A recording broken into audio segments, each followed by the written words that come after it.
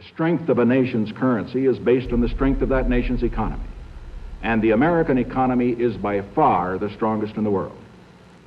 Accordingly, I have directed the Secretary of the Treasury to take the action necessary to defend the dollar against the speculators. I have directed Secretary Connally to suspend temporarily the convertibility of the dollar into gold or other reserve assets, except in amounts and conditions determined to be in the interest of monetary stability and in the best interest of the United States.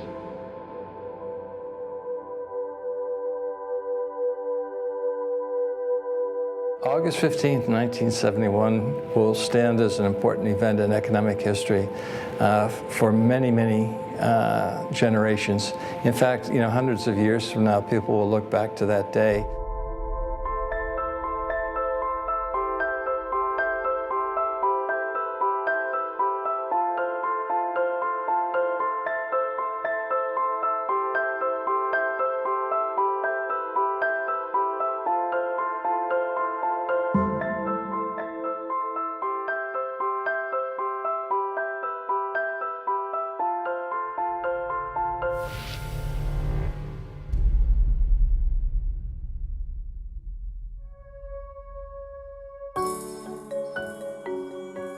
The sun rises today as it has a million times before. Commuters wake up and travel to their offices to begin the day's work. Farmers tend to their crops. Construction workers build new infrastructure. Today is a day like any other. Or is it? In 2008, the world experienced one of the greatest financial turmoils in history. Markets around the world started crashing, and major financial institutions, once thought to be invincible, started showing signs of collapse. Governments responded quickly, issuing massive bailouts and stimulus packages in an effort to keep the world economy afloat. And it worked. The global economy recovered much quicker than most predicted, and soon it was back to business as usual. And yet, something still isn't quite right. A growing sense of unease fills the population. In the world of finance, indeed, in all facets of modern life, cracks have started to appear. There's angst out there, and I think if you talk to people on the street today, they would tell you, I don't know what's causing all this, but this just doesn't feel normal to me. The government's running $1 trillion worth of deficit. Why isn't the economy improving? The government's going to spend almost $3.7 trillion. Why don't I have a job? Why is the unemployment rate at 9%? And I even think that number's understated. A lot of people are feeling unsure about the world today, concerned that something terrible is waiting in the wings. We're told that the global financial crisis of a few years ago has been fixed. But what if the crisis isn't the cause of the angst so many of us feel, but rather the symptom of a much deeper problem?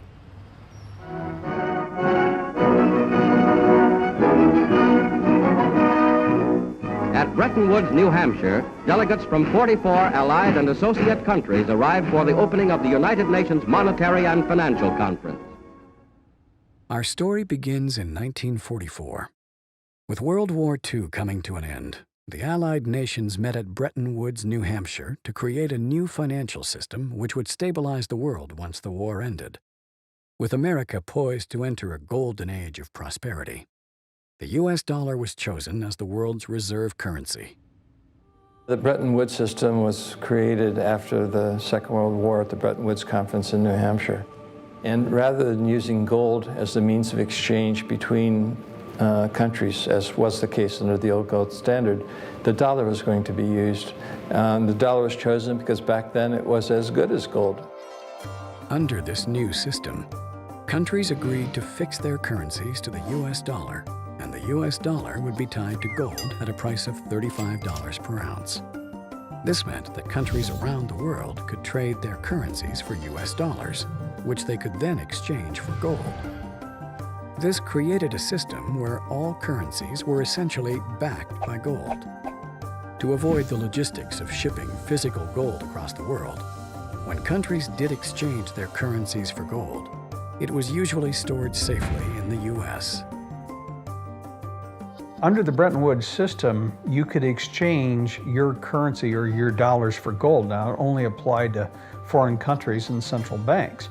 And we began to run budget deficits. We were running the Great Society program under Lyndon Johnson, and we were fighting a war in Vietnam. And all of a sudden, we were running these deficits, and countries were changing their dollars, and they said they wanted gold. And it began with the French, and then it started to spread. With all the new spending programs in the United States, other countries became concerned that the U.S. was spending more money than it had gold reserves. They started exchanging their dollars for gold and demanded physical delivery, as they felt that there were more dollars being printed than the gold that backed it. To prevent this outflow of gold from American vaults, President Nixon called for an emergency suspension of the gold convertibility system. I have directed the Secretary of the Treasury to take the action necessary to defend the dollar against the speculators. I have directed Secretary Connally to suspend temporarily the convertibility of the dollar into gold or other reserve assets. All of the problems that we see today in the monetary system are a direct result of the decision made in August 15th, 1971, to abandon a fixed link back to gold. What gold did is it provided discipline on governments, provided discipline on government spending. Under the old system, if you ran a budget deficit, then what would happen is gold would flow out of your country until there was a balance again. Well, without any gold backing, then countries ran perpetual deficits. So if you look at, for example, this country, from 1971 on, the U.S. has never run a surplus. Ever since we went off the gold standard, it's just been perpetual stimulus. Good times, bad times, always run a deficit. What led Nixon to abandon the gold standard in 1971, and although he claimed it was temporary, we've been waiting 40 years, we're still off of it. We ran up huge deficits during the 1960s. We had the guns and butter economy where the government was both simultaneously fighting a war in Vietnam abroad. In addition, we were funding manned missions to the moon and the whole space program. We were creating more money than we had gold reserves to back it up. And a lot of our foreign creditors saw this and began to demand gold rather than their Federal Reserve notes, because they sensed that Washington simply didn't have enough gold to make its commitment to back the dollar. By removing the link between gold and the U.S. dollar, President Nixon created a system where all currencies were backed by nothing. This is what is known as a fiat currency. Fiat currency is currency that's backed by nothing except government promises. The word fiat is a Latin word, and it basically means currency that's circulating by force. If people have confidence in that currency, and if there's enough government force, that will enable the currency to circulate for a period of time until people lose confidence in the currency. There is no nation on this planet that currently uses money. We all use currency. There will come a day when everybody knows the difference. Money is a medium of exchange, and the way it has evolved is that it's always something of intrinsic value until the modern age, when the politicians say, well, we don't need anything of intrinsic value anymore. All we need is political decree. We can say this is money, this piece of paper is money. Now money has a new characteristic. But underneath it all, there's this same concept in place that nobody ever seems to challenge, and that is that governments have a right to declare something of no value to be money, and you must accept it. That's really the problem, and it's still the problem today. It's destroying the economies of the world. With currencies no longer backed by anything real or tangible, their value was measured only in relation to each other. And because countries with relatively weak currencies can make products cheaply, countries devalue their own currencies to make them desirable trading partners. Every paper currency measures itself against the dollar. So if the dollar goes down, the other central banks respond to that, and they try and intervene in the foreign exchange markets to ensure that the impact doesn't hit their domestic economies. What is a Ponzi scheme? A Ponzi scheme is a fraudulent investment scheme that promises high returns for investors with little or no risk. Sounds too good to be true, right? That's because it is.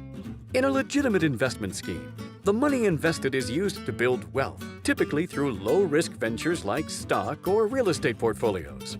Over time, this generates enough income to pay the investor back their initial investment plus some profit. A Ponzi scheme, on the other hand, promises massive returns quickly. How does it accomplish this? Instead of using the money invested to build wealth, a Ponzi scheme simply brings in more investors to pay off the previous investors. And because these new investors have also been promised large returns, the scheme must then find an even bigger group of investors to pay them off. All the while, the creators of the scheme are skimming cash from each group of investors. Because a Ponzi scheme doesn't generate any wealth itself, it must constantly bring in larger and larger groups of investors to keep functioning. Eventually, no more new investors can be found, or large numbers of previous investors all cash out at the same time, and the scheme collapses in on itself. By this time, the perpetrators of the scheme have siphoned off tremendous amounts of money for themselves, while the investors are left out of pocket and out of luck. Without a fixed link to gold, the U.S. Treasury has been able to borrow and spend as much money as it wanted. When the U.S. government needs money, it takes out a loan with the Federal Reserve. The Federal Reserve prints the currency required for the loan, and in return receives an IOU from the U.S. Treasury. These IOUs are called government bonds. With the money provided from these loans, or bonds, the U.S. government pays its bills and obligations. Meanwhile, the U.S. Treasury and the Federal Reserve work closely together to sell these bonds at auction, where foreign central banks, pension funds, and even individuals buy these U.S. government loans. And why wouldn't they? Loaning money to the U.S. government is virtually a risk-free investment. But if the loans are spent on bills and paying off previous loans, where does the government get the money to pay back the current loan and the interest that is charged on it? Is investing in a U.S. government bond simply one small part in a giant Ponzi scheme? The Federal Reserve System is definitely a Ponzi scheme. There's no question about it. They go through the appearance of lending money to the governments, and the governments agree to pay back the money plus interest. And so this money comes into being. They create it just for that purpose. They give it to the governments. Didn't exist before that, you understand. Central banks just make it out of nothing and click a few keys on a keyboard of a computer, and the Treasury of the United States government now has another $1 trillion that it can spend. That's where that money came from. And so that creates a liability on the part of the federal government to pay it back, plus interest. Now think about that, plus interest. Well, when it comes time to pay it back, plus the interest, they can't pay it back, and they certainly can't pay it back plus interest too. So what they do is they borrow more to cover the original loan plus the interest, and then by that time Congress wants more money anyway. So the debt just keeps going up and up and up and up. Under the current monetary system, we borrow all of our currency into existence, and we promise to pay it back plus interest. If you borrow the very first dollar into existence, and that's the only dollar that exists on the planet, but you promise to pay it back plus another dollar's worth of interest, where do you get the second dollar? The answer is you have to borrow that. It's a Ponzi scheme because you can never pay it off. It always requires that we go deeper into debt. Since 1971, the United States has been running trade deficits with the rest of the world, meaning we've been buying a lot more products from the rest of the world than they have been buying from us. The Japanese and Koreans sell us cars and electronics. The Middle East sells us oil. And the Chinese sell us seemingly everything on our Walmart shelves. The U.S. pays for these products with U.S. dollars, and everyone is happy. But if countries were to convert these U.S. dollar profits back into their own currencies would rise in value, making their economies less desirable to trade with. Instead, countries invest their dollar profits by buying U.S. government bonds. So countries around the world sell their goods to the U.S. in exchange for U.S. dollars, which have been borrowed through the Federal Reserve, creating IOUs. And countries then loan their U.S. dollar profits back to the U.S. by buying more IOUs. The money from these loans is spent on paying government expenses, as well as paying back previous IOUs.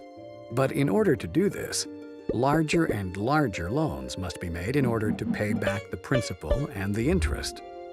By paying back old loans with new and larger loans, it would appear as if the entire world has been investing their hard-earned money into a Ponzi scheme of epic proportions.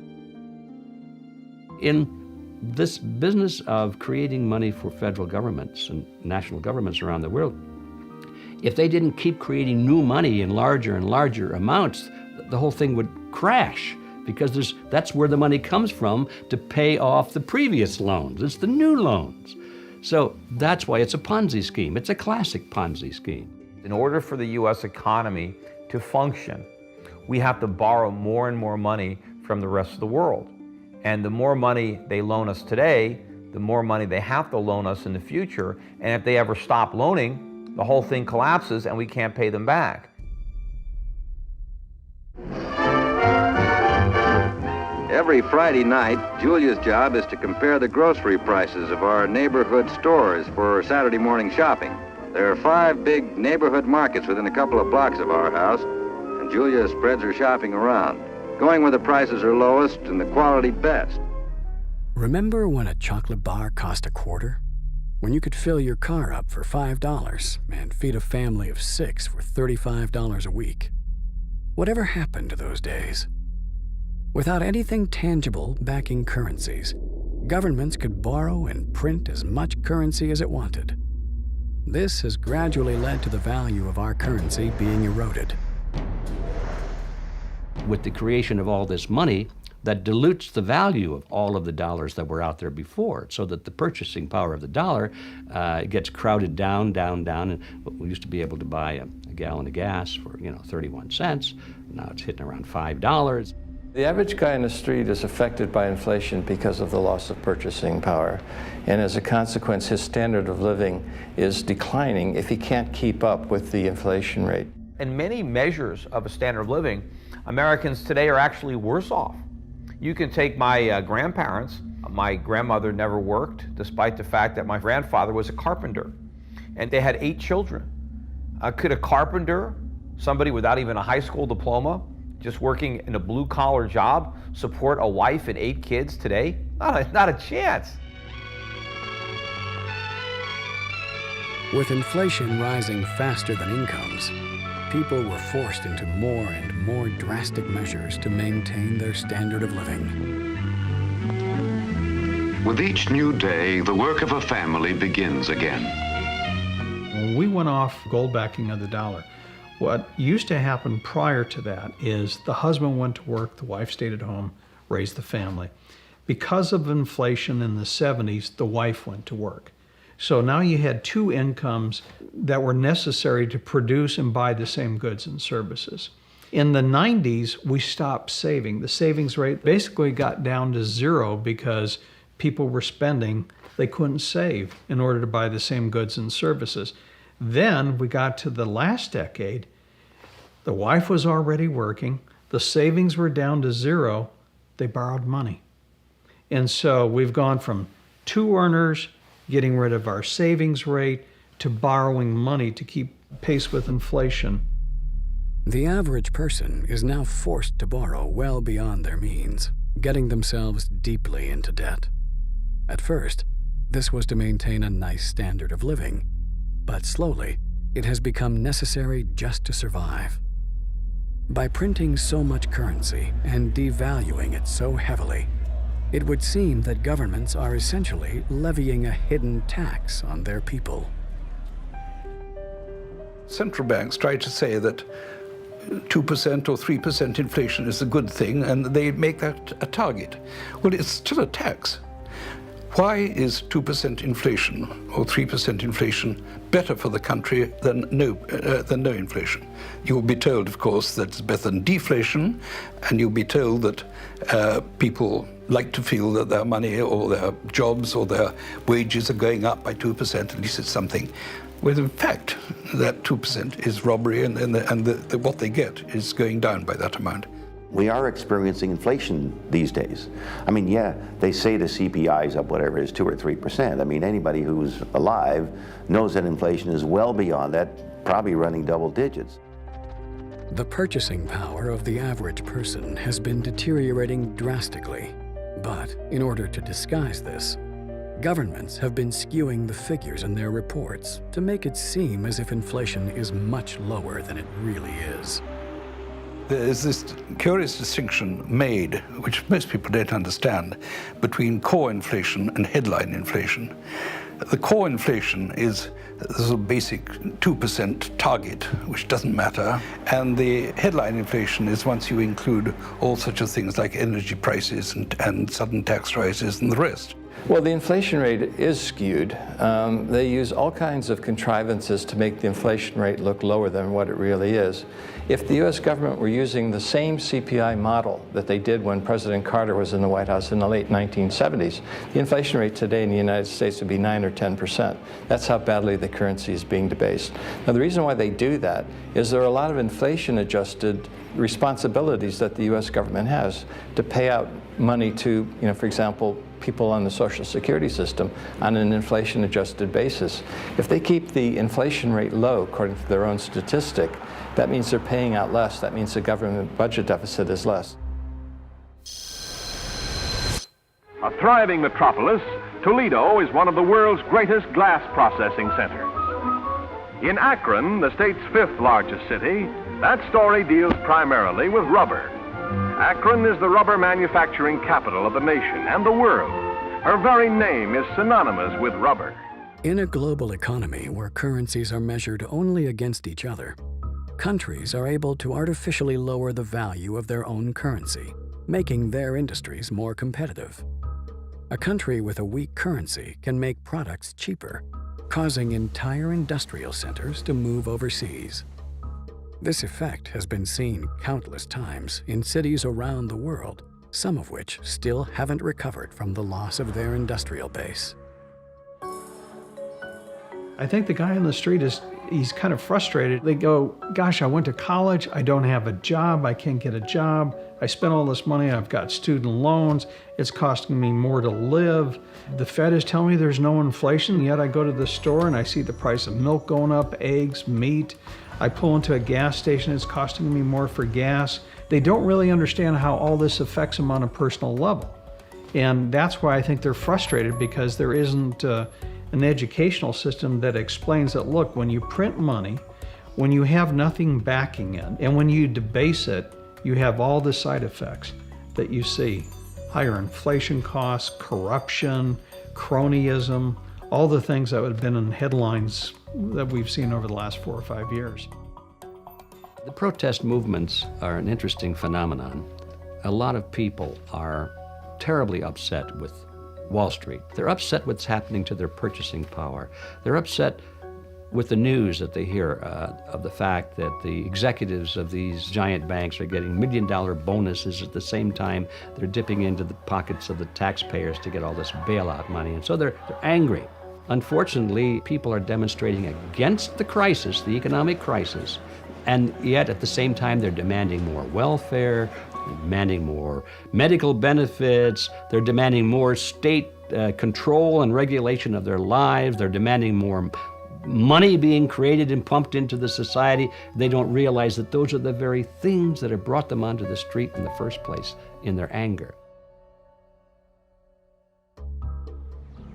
While the person on the street is struggling to get by, we're told that what we're experiencing is a typical recession. Why then does this current crisis feel different to previous economic recessions? This is far from typical. I think this is the end game. I think what we're experiencing now are the pains of the 40-year experiment in fiat currency coming to an end, and it is an absolute failure, not only for America, but for the entire world. Up until 2008, we've been borrowing more and more money to maintain our standard of living. Are we now at the point where we're maxed out and cannot take on any more new debt? What we're seeing today is deleveraging. at all levels of society. I mean, consumers are maxed out. Each succession that we had in the economy, when we went through this boom and bust period, we'd go through a bust, they would reinflate again, the economy would start up again, but we kept piling on levels of debt. And finally, we reached the point where you just can't pile any more debt. Banks are no longer willing to give out credit so freely, and many people are more concerned with paying off existing debt as opposed to taking on new debt. While this is prudent, sensible behavior, it's also a serious threat to the global economy. Having set itself up as a giant Ponzi scheme, the global economy is reliant on more and larger debt being issued to keep itself functioning. If you try to just live within your means and get by with just the amount of dollars that we have today, paying the interest on them collapses the currency supply. And so we continually have to borrow more units of currency into existence every month than we extinguish by paying off debt. The system as it's been presently structured is that they have to continue expanding the money supply, otherwise the system is going to die. Politicians and pundits talk about living within our means and paying down the debt. You can't do that without collapsing the entire economy. It would just vanish into this black hole. All the politicians are in a situation where if they don't come to the rescue, we could just have an overnight shutdown, which they can't ever imagine happening while they're in power. So there's always this wish to move it on and, kick, as you know, the expression, kick the can down the road, which is really what we're doing. But the problem is we've run out of road. You know, there is no place to kick the can anymore. We've got to deal with the can, and it's not simply a can, because every time we kicked it down the road, unfortunately, it got bigger. So now it's an enormous can, and you know, it's going to crush us. While the financial crisis of 2008 may have been the first death throes of the Ponzi scheme, governments around the world weren't about to sit back and let it fail. So they delayed the inevitable collapse, pushing it down the road by bailing out struggling financial institutions, buying toxic mortgages, and taking on debt on behalf of its citizens. In 2009 and 2010, what happened was the crisis was papered over through bailouts, guarantees, money printing, expansion of the money supply, et cetera. And governments can do that. I mean, don't underestimate the ability of governments to dictate results in the short run. But in the long run, none of the problems were solved. The bad debts are still there. The banks are still insolvent. The banks are not lending. The economy's not growing. So we haven't really solved anything. By buying their way out of these crises, by creating money out of nothing and flooding it into the economy and diluting the purchasing power, they're not really solving the problem. What they're doing is pushing it off a little bit into the future and making it worse. Now, do we keep going down this road? Do we print more money? I mean, the Fed balance sheet went from $800 billion to $3 trillion. Should it now go to $6 trillion? We had an $800 billion stimulus. Should we now have a $2 trillion stimulus? I mean, in theory, you could, but this is where people could lose faith entirely in the currency, and the currency could collapse.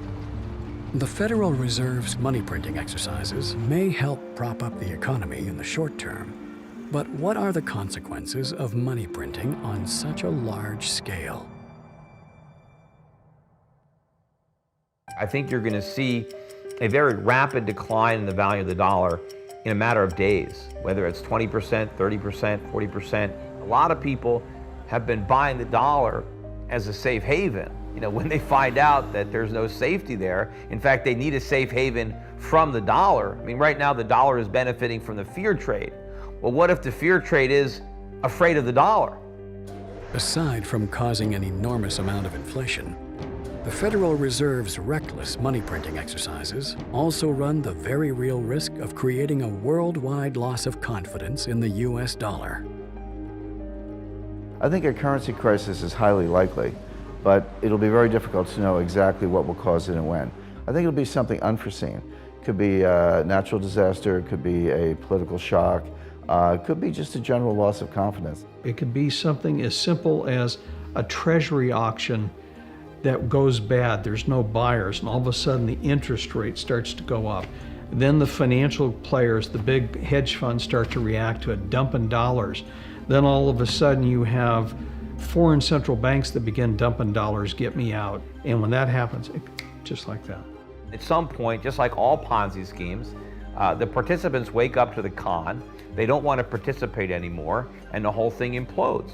Now, when private factors, when people who are voluntarily participating, foreigners, foreign central banks, when they stop buying, the one difference is the Federal Reserve can come and supply the demand for the people who are waking up to the Ponzi nature of what we're doing. But of course, when the Fed becomes the only buyer, that's the end game, or be the beginning of the hyperinflation. Hyperinflation is a rapid increase in the inflation rate, so much so that people lose faith in the currency, and you see what is in effect a flight from the currency. Defeated Germany has a runaway inflation. In Germany, the mark becomes so worthless, it is used to paper walls or to light stoves. What happens is the government spends so much money forcing it to borrow, it gets to the stage where it's borrowing more money than the market is willing to lend to it. The central bank then steps in and turns that government debt into currency. The great question is, and I don't know the answer, is at what level of inflation, 5%, 10%, 15%, 20%, do you start to panic? All I know is when that level comes, everybody panics together. Consequence of a hyperinflation is the price of goods and services rises very, very rapidly, and that feeds upon itself, causing people to get rid of the currency even more quickly. So you then have a situation where people go out and they buy things just to get the hell out of paper money. And paradoxically, that then starts driving and accelerating demand for paper money because they want more paper money to go and buy things. So you have this situation where the value of paper money starts collapsing in advance of its issue. In everyday life, you'll be scrambling from day to day to get tangible things. If you're thinking of buying 1 can of tuna, you're going to buy 2 because you know that tomorrow or even later on that day or the next hour, that can of tuna is going to be costing you more. That you're going to be scrambling to get anything that's tangible. This period is going to involve a lot of economic pain. A lot of people who are currently retired in America are going to have to get jobs. Their retirement is gone. It's been bankrupted because they put their faith in a Bernie Madoff type national Ponzi scheme. And of course, a lot of the property is going to decay if people are spending money on these necessities. They don't have money to make the repairs necessary to maintain their properties. If the landlords can't collect rents from their tenants, how are they going to maintain the properties? How are they going to pay the taxes? So I think the whole economy is going to crumble beneath the weight of this runaway inflation. And of course, the initial reaction by the Fed will be to create even more inflation, to try to stimulate the economy by printing even more money, which of course is the source of the problem. On the surface, it would appear that this is a problem facing the United States alone. But with so many countries holding their savings in U.S. government bonds, a loss of confidence in the U.S. dollar could trigger a global crisis which would affect every nation on Earth.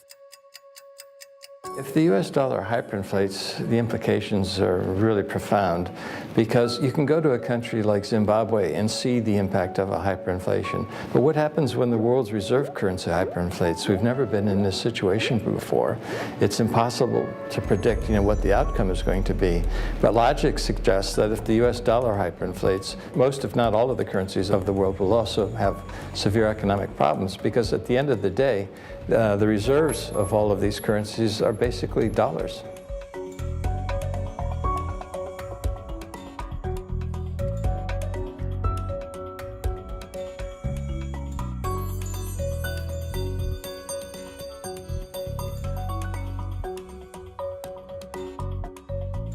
There have been dozens and dozens of currency collapses since the end of the Second World War, and they all result from the same thing, bad policies, bad management.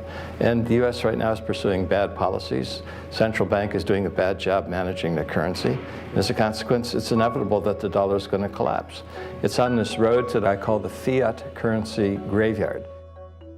The markets, the private sector, however you like to decide it, people, they suddenly sort of move in a herd instinct, they suddenly sort of understand things. And this can happen overnight. I mean, it really can.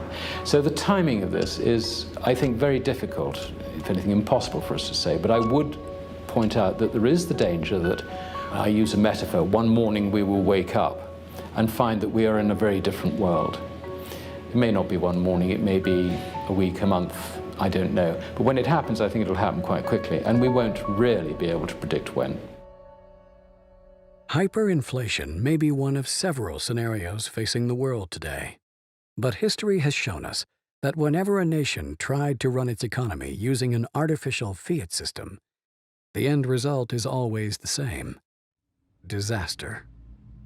There is a proven 100% failure rate. There is no exception to this. Fiat currencies always fail. And then 40 years ago, we tried this grand experiment where all the world's currencies became fiat at the same time, when we ended the Bretton Woods system.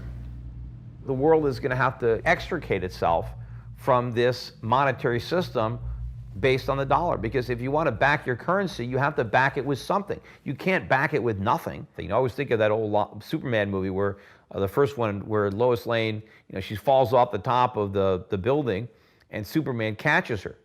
And he says, "I got you, don't worry, I got you." And she says, "Well, you got me, who's got you?"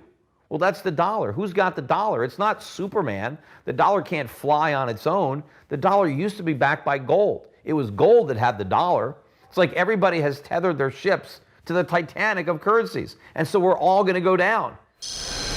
If there is a loss of confidence in the US dollar, and I think there will be in this decade, it's happened before, it'll just be history repeating, then we'll probably have to go back to something that will instill confidence. And what instills confidence is gold. The only real solution is to go back to a real sound currency. Real money with something behind it. It doesn't have to be gold or silver, but historically that has always been what societies have chosen through trial and error. They've tried this, they've tried that. They always wind up with gold or silver. I think that probably is a clue that it's not a bad way to go.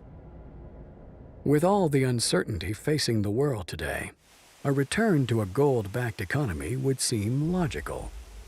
So how come there isn't so much as a discussion about such a return? The answer is as simple as it is alarming. The people at the top, the ones who have been benefiting from the current Ponzi system, don't want the ride to end. Many now believe the price of gold and silver have been artificially suppressed to make it seem less desirable as a unit of global exchange. What governments try to do is to maintain a low gold price, because by doing that, it makes the dollar look worthy of being the world's reserve currency, when in fact we know the dollar is not worthy of that esteemed position because it's being so badly mismanaged by the United States. Groups like the Gold Anti-Trust Action Committee, or GATA, have been tracking what they believe is the deliberate suppression of gold and silver prices through a variety of dubious means. In 12 years, we've amassed nothing but evidence that supports the manipulation of the gold price. But it'd be like talking about a murder trial when the jury would say guilty beyond a reasonable doubt, but you know, you're going to have to present each point of evidence and how it all fits together. There are numerous methods that they use to suppress the price of gold. Some are harder to prove than others, but some of them are fully reported, and that's central bank sales. Between 1999 and 2002, the Bank of England foolishly sold a massive amount of Britain's gold reserves at an average price of $275 an ounce. The proceeds were spent buying euros and US dollars. The governments of Canada, France, and Switzerland, among others, were also sellers of their gold around this time. We know that the central banks used to sell 400 tons every year. Well, why were they selling 400 tons? Obviously, it was the dumbest decision anyone could have made in the decade. By far the dumbest. But they did it every year, sell 400, sell 400. I mean, now, you know, gold goes from 300 to 1,600, almost 1,700. Why were you selling the gold? Because they were trying to keep the price down. So it was a coordinated thing to keep everyone focused on believing in currencies. Alan Greenspan, in testimony to Congress, admitted that they were manipulating the price of gold when he said, "The world's central banks stand ready to lease gold in increasing quantities, meaning they were already doing it. Should the price of gold rise, meaning the target was to suppress the price of gold. So they were already doing it, and their target was to suppress the price of gold. He admitted it in testimony to Congress. Although central banks are able to sell off their country's gold holdings legally, they may have also been suppressing the price of gold using some other rather questionable means. Some investigators believe that Western central banks have been loaning their country's gold to bullion banks. A bullion bank is an institution that sells gold with the intention of buying it back sometime in the future at a cheaper price. With the proceeds of this sale, these banks have been known to buy U.S. government bonds. While this isn't a problem in itself, central banks report the gold they have and the gold they've loaned to these bullion banks as one item. So while a central bank may claim it has a certain amount of gold in reserves, much of that gold may be on loan to a bullion bank, which may have sold the gold in exchange for government bonds. One means of intervention in the gold market is the lending of gold to so-called bullion banks, and they sell it in the market. This suppresses the price as if the central banks would sell it directly, but this lending does not appear in the book of the central banks. The U.S. Treasury a few years ago changed the way they account for gold, and they're accounting for some of their receivables and their inventory as one line item. So they're accounting for what they actually have and what people owe them as the same thing. And that is basically illegal accounting. It's fraudulent. But why work so hard to keep the price of gold and silver low? Why do healthy gold and silver prices threaten to collapse the Ponzi scheme? There's this competitive relationship between gold and national currencies because gold is the only competitor to a national currency. You know, gold is money, and these national currencies are money substitutes that circulate in place of gold. Fiat money gives the power to government. Real money keeps the power with the people. Because when you have real money, government is limited. It can only spend what it taxes. And the public will resist taxation. But if the government can simply print and borrow, there's a lot less resistance. And so it's a lot easier for the government to grow when it can promise something for nothing. And so that's what they do. And so gold is what protects the people from the reckless policies of government. Gold is government chaperone.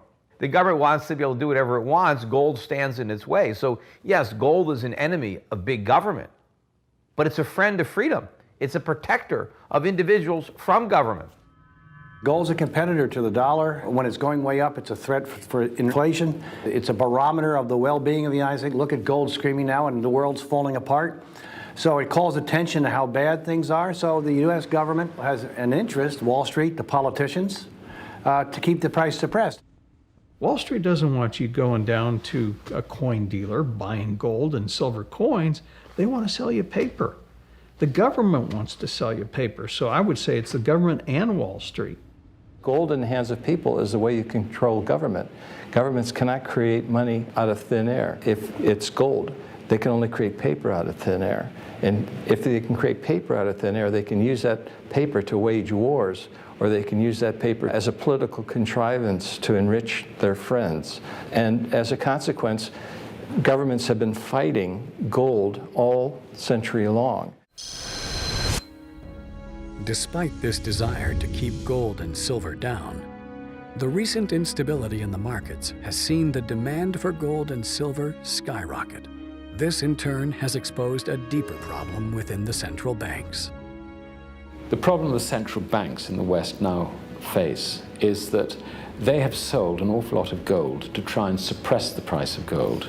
They are now embarrassed by the fact that central banks, not in that original cartel, are now really very keen buyers of gold. And we're talking about the Chinese, we're talking about the Russians, we're talking about the Indians, we're talking about even Mexico. All these non-mainstream central banks, not part of, if you like, the top club members of the Bank of International Settlements, you know, the little guys in that context, they're picking up hundreds of tons of this stuff. To suppress the price of gold, Western central banks have had to sell or loan out their country's gold holdings.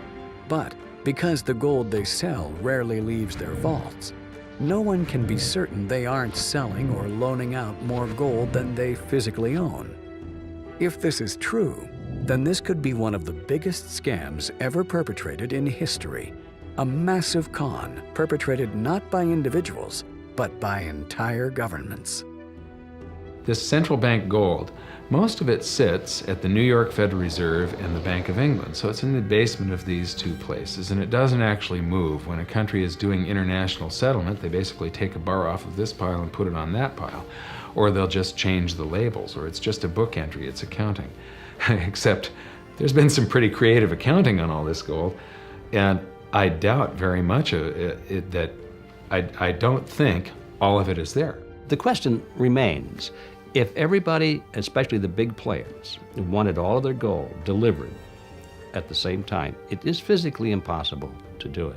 Most gold that exists on the planet, there's more than one claim on each ounce of gold. There's several people that think that they have title to that same ounce of gold. I have said many times, over and over again, if you can't hold it, you don't own it.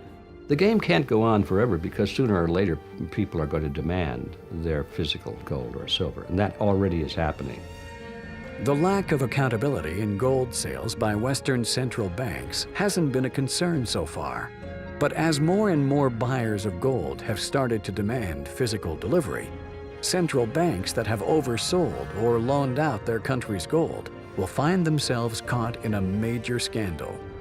The result of such fraudulent activity means buyers of gold, be they individuals, pension or hedge funds, or even entire nations, could be ripped off for billions of dollars.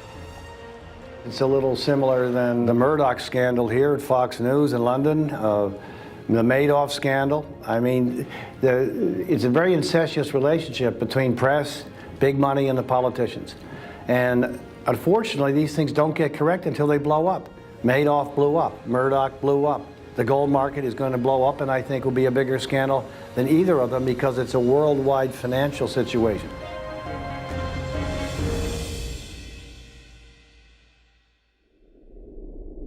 The only trick that the politicians in power today know, and the central bankers, the only trick they know is to create more money out of nothing, to inflate the currency.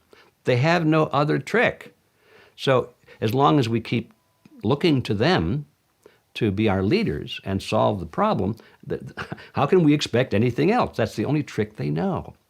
Because the only other trick there is to stop inflating and to go back to a sound currency. And that would say, they say, oh no, we can't do that.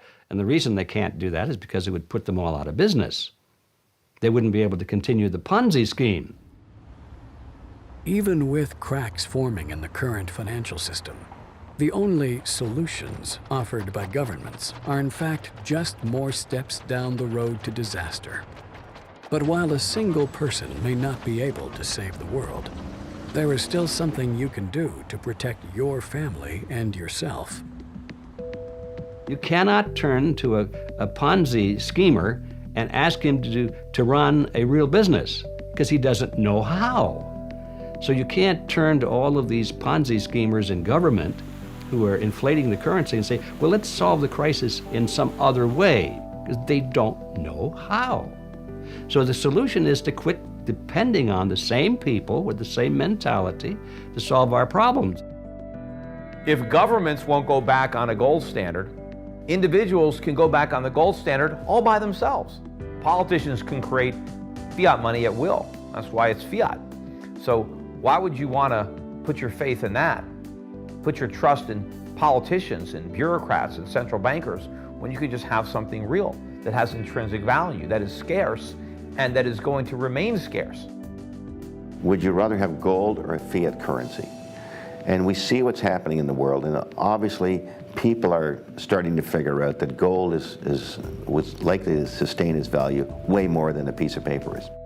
It's not that the price of gold is going up, it's that the value of the dollar is going down. The price remains constant in terms of human effort and purchasing power. An ounce of gold today will buy the same thing it bought 2,000 years ago. An ounce of gold today is approximately takes so much human effort to get out and refine the same human effort that it took to do certain things 2,000 years ago. It's the human effort equation that maintains stability. How much effort does it take? Gold is financial insurance. And the thing about it is you own it because you want to be protected. And you just have to have it if you want to have or sleep at night, because there's nothing else. If some catastrophic event happens, and we've seen them, how are you going to be protected? The current financial system may be dying, but where there is chaos, there is also opportunity. As the old model falls apart, the door may be opened for great prosperity. It's clearly not the end of the world. I mean, it's probably not even the end of America. For many countries, this is going to be the beginning of an economic boom, a giant burden being lifting off their shoulders, where the world no longer has to loan trillions of dollars to Americans so that we can continue to consume what we don't produce. When this comes to an end, the world will benefit. So it is not something that we should fear. We should embrace it as a world. This is the greatest wealth transfer in history. If we have a global currency crisis, then you're going to see a greater wealth transfer than has ever happened in all of history. It's all going to happen at once. Therefore, it's the greatest opportunity. We have millions of people now taking an interest in what is money, the question of what is money, what should it be? And they're learning, especially a lot of young people.